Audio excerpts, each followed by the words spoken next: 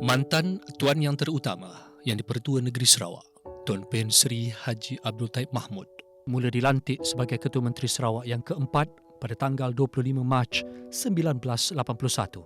Selama 33 tahun sebagai Ketua Menteri Sarawak, Tun Abdul Taib Mahmud memiliki beberapa pencapaian politik yang signifikan. Sejak hari pertama beliau memasuki pejabat, matlamatnya adalah untuk memastikan rakyat Sarawak yang terdiri daripada pelbagai kaum dan keturunan memperoleh manfaat. Bukan tugas yang mudah untuk membangunkan Sarawak yang merupakan negeri terbesar di Malaysia dan saiznya sama dengan semenanjung Malaysia. Pembangunan yang dibawa oleh Tun Abdul Taib Mahmud di Sarawak yang memberi kesan terhadap rakyat adalah jaringan jalan raya yang berkualiti.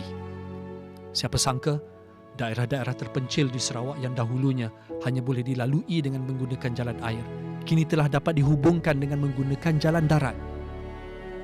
Kemudahan jalan raya telah menukar lanskap Sarawak, bahkan menukar rentak pembangunan dan kemajuan Sarawak. Jalan-jalan dibina tanpa mengira lokasi dan kawasan, biarpun menyedari bentuk geologikal Sarawak sebenarnya begitu mencabar.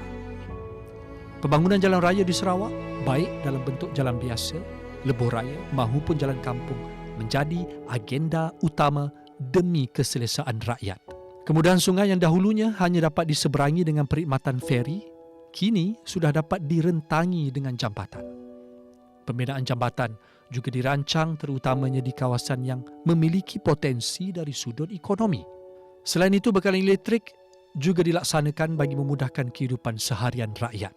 Visi Tun Abdul Taib Mahmud melalui program pembangunan perindustrian di bawah Koridor Tenaga Diperbaharui Sarawak, SCORE, telah berjaya membawa Sarawak ke era yang moden. Melalui pembinaan empangan hidro, terutamanya bakun, Sarawak berupaya menyediakan tenaga dengan tarif elektrik yang kompetitif sebagai tarikan kepada pelabur. Pada Mac 2017, Sarawak mencapai persetujuan dengan kerajaan pusat untuk mengambil alih empangan bakun yang menjadi stesen tenaga hidro terbesar di Malaysia serta mentransformasikan Sarawak sebagai teraju utama penjanaan kuasa di Borneo. Beliau juga memperluaskan jaringan air bersih yang sememangnya sentiasa menjadi isu penting dalam aspek pembangunan.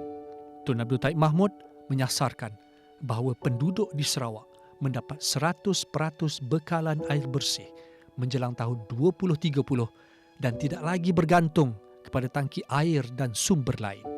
Semasa Tun Abdul Taib Mahmud menjadi Ketua Menteri Sarawak, beliau juga memfokuskan pembangunan ekonomi Sarawak dalam sektor pertanian seperti kelapa sawit, getah dan koko. Hal ini membantu meningkatkan ekonomi Sarawak dan meningkatkan pendapatan golongan petani.